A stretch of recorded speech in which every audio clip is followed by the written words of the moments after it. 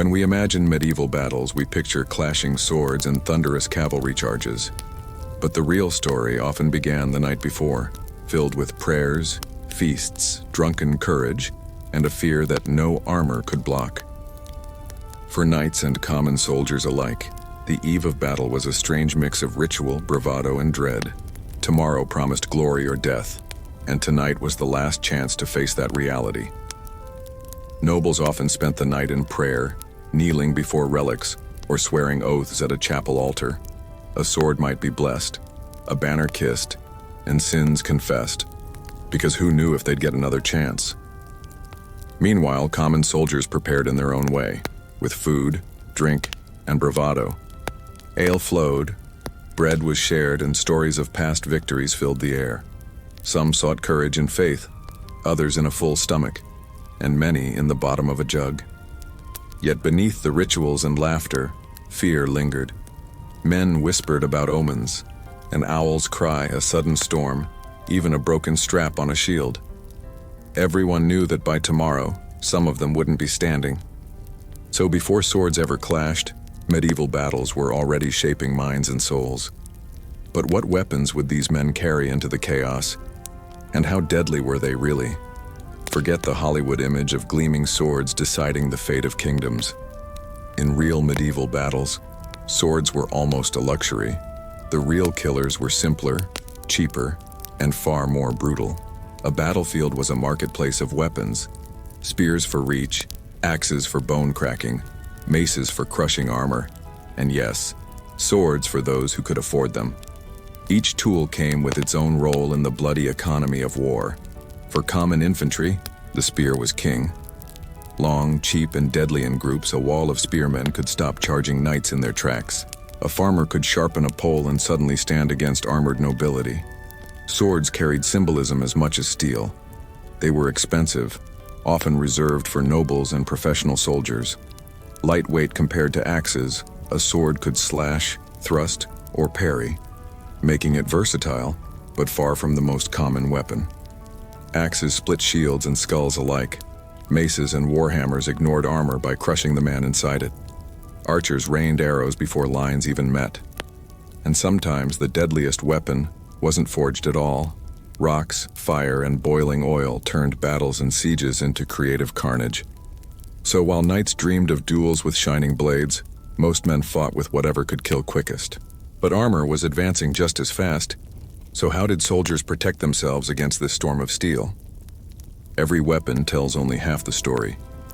The other half is armor, the difference between walking away a hero or being carried off the field. From flexible rings of chainmail to shining suits of plate, medieval warriors wrapped themselves in steel, hoping to cheat death. Armor wasn't just about protection, it was about class, wealth, and technology. What you wore to battle revealed who you were, and often, how long you'd survive. For centuries, chainmail ruled the battlefield. Thousands of tiny iron rings linked together created a flexible second skin. It could stop slashes, soften blows, and buy precious seconds. But arrows, crushing weapons, and sheer exhaustion still made it far from perfect. By the late Middle Ages, plate armor turned knights into walking tanks. Curved steel plates deflected arrows, blades, and even early bullets. But it came at a cost: weight, expense, and the heat of being sealed in metal under the sun. Only the wealthy elite could afford this level of protection. Most infantry couldn't dream of full plate. They wore padded gambesons, leather, or a mix of scavenged gear. Helmets, however, were common because losing an arm was survivable, but losing your head was not. So armor could turn a man into a tank or leave him sweating and slow. But no matter what you wore, once the battle began, survival depended on more than steel. It depended on the chaos of sound, smell, and terror itself. If you were dropped into a medieval battlefield, the first thing to hit you wouldn't be a sword. It would be your senses. The clash wasn't just seen, it was heard, smelled, and felt in ways no movie can truly capture. Forget noble silence or elegant duels. A real battle was a storm of noise, a choking cloud of smells, and the constant reminder that death was only a heartbeat away. Steel on steel, arrows whistling through the air, horses screaming, and men shouting prayers, curses, or cries for their mothers. Trumpets and drums tried to impose order, but once lines clashed, it was pure thunderous chaos. Battles stank. Unwashed bodies, horses, blood, and smoke mixed into a suffocating fog. Wounds festered quickly in the dirt, and the smell of burning pitch or boiled oil in sieges only added to the misery. Soldiers often gagged before they ever swung a sword. The battlefield shook beneath pounding hooves. Shields rattled against blows. Armor pressed down, making every breath labored. Even if you survived, your body carried the memory in bruises, burns, and broken bones. So, a medieval battle wasn't to just fought with weapons. It was endured with every nerve and sense under siege. But how exactly did armies move in this chaos? That's where formations and strategy came into play. The image of a knight thundering across the field, lance lowered, horse in full sprint. That's the stuff of legend. But real medieval battles weren't just about heroic charges. Victory came from formations, discipline, and knowing when to hold the line or break it.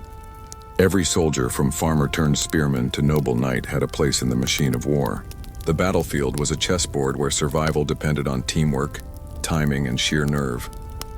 Heavy cavalry charges could smash through enemy lines like a hammer through glass. Horses, armored and massive, carried knights who used momentum as their deadliest weapon. But it was risky. If the charge failed, knights could be dragged down and swarmed by infantry. Infantry often stood shoulder to shoulder, forming shield walls or bristling spear lines. These hedges of wood and steel could stop even the most fearsome cavalry if discipline held. The front line wasn't glamorous. It was grueling, sweaty, and often the bloodiest place to stand. Archers softened enemies from a distance, pikemen held the line, and cavalry struck where defenses cracked. Commanders relied on banners, horns, and sheer shouting to control the chaos. The best armies weren't just brave, they were coordinated. So formations gave battles shape.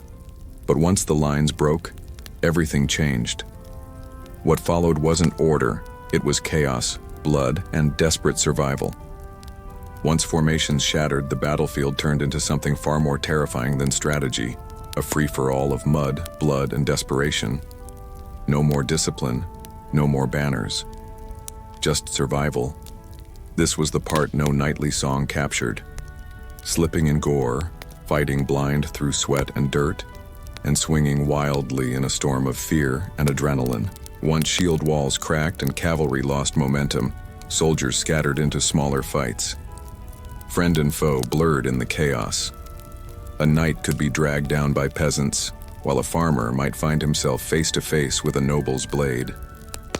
Battles were rarely fought on clean, dry ground.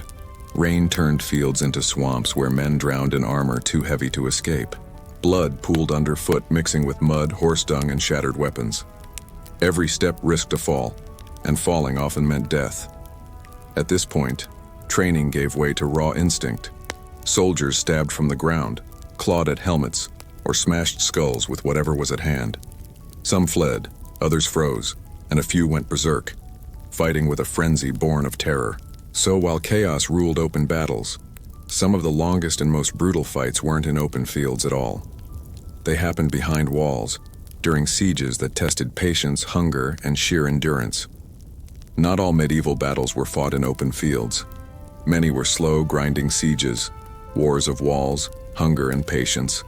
Instead of clashing swords, it was disease, starvation, and despair that decided who lived and who surrendered. Castles promised safety, but they also trapped everyone inside. Outside, armies built camps and waited. Inside, families, soldiers, and livestock endured a living nightmare that could stretch for weeks or months. Attackers didn't always storm the walls. Sometimes the deadliest tactic was simply waiting, choking off food and water supplies. Wells were poisoned, fields burned, and trade routes blocked, turning castles into prisons. For defenders, survival meant rationing. Bread grew moldy, water turned foul, and even rats became food. Disease spread quickly in cramped, filthy conditions. Desperation could spark rebellion from within as much as threats from outside. When patience ended, sieges turned violent. Battering rams smashed gates, ladders scaled walls, and trebuchets hurled boulders or rotting corpses to spread fear and plague. Fire arrows lit the night sky, reminding everyone that nowhere was safe. So, whether through starvation or fire, sieges broke bodies and spirits alike. But for those captured alive, another fate awaited: ransom, slavery, or something far more brutal. For some, being captured on the battlefield wasn't the end. It was just the beginning of another ordeal. A knight might see chains as the first step toward ransom, but a common soldier often found capture far more brutal and rarely merciful.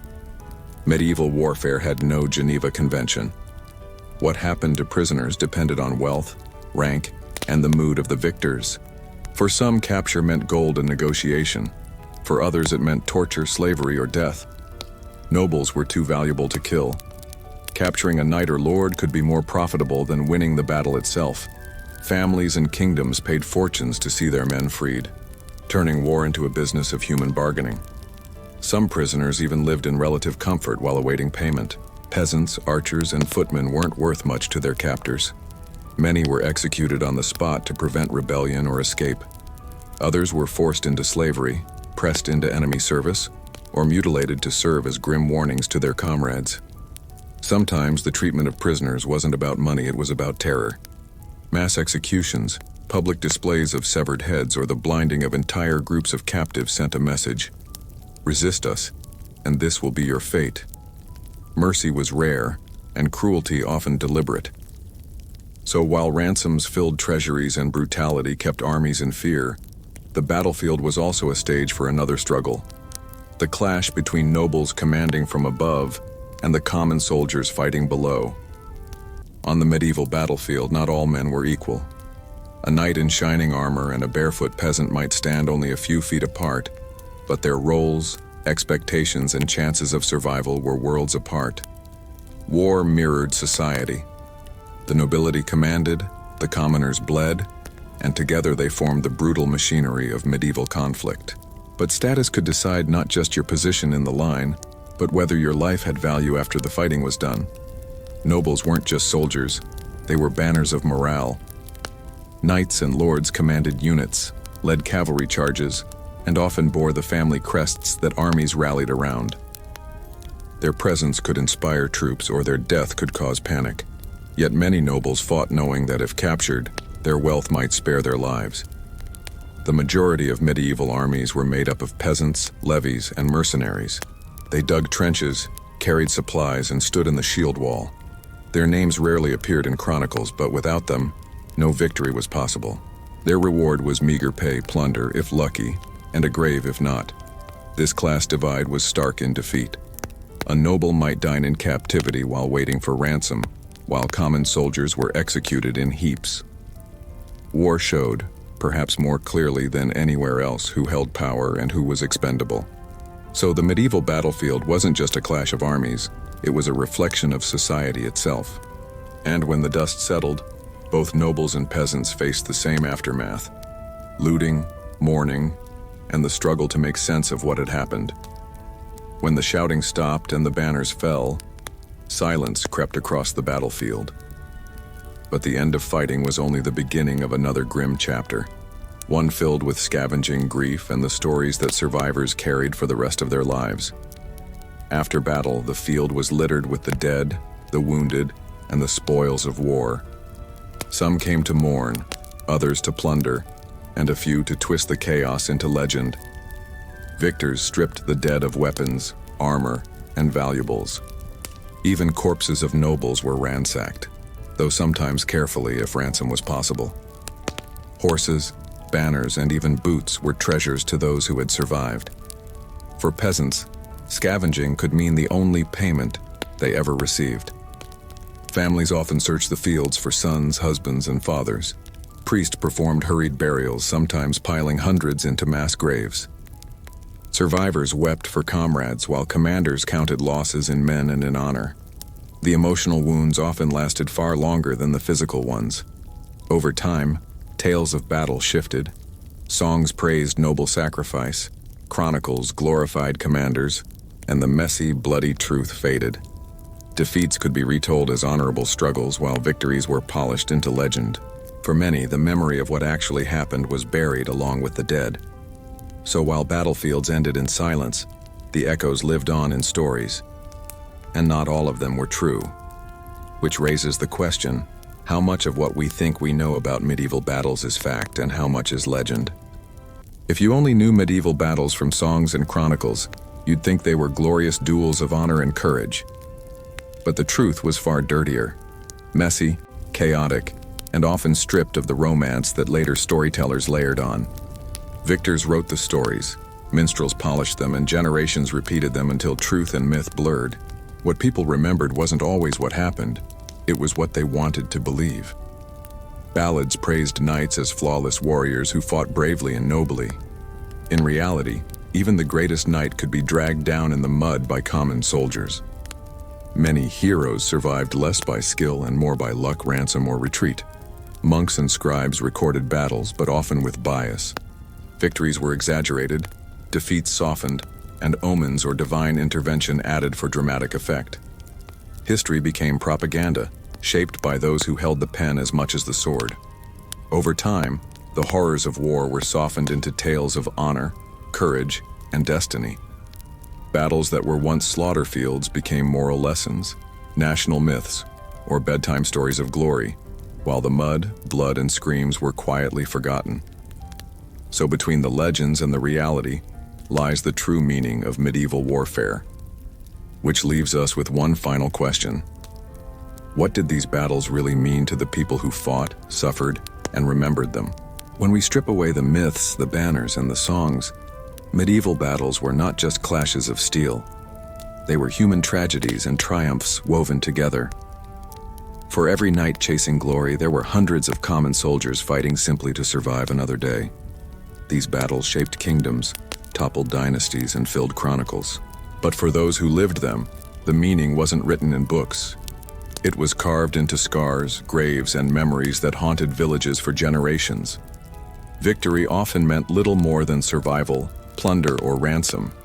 Defeat meant starvation, slavery, or death. The grand strategies of kings played out on the backs of ordinary men who rarely had a choice. The blood spilled in muddy fields and castle walls didn't just end lives, it reshaped families, economies, and faith. War demanded sacrifice, but it gave little in return except grief and stories that others would reshape into legends. In the end, medieval battles were not about honor or glory. They were about power, survival, and the fragile line between order and chaos. They reveal to us even now how much humans can endure, and how easily truth becomes myth. So, what do medieval battles really teach us? That beneath the steel and banners, war is always human, messy, tragic, and unforgettable. And perhaps the real question is this: when future generations look back at our own time, will they see the truth of our struggles, or just the legends we leave behind?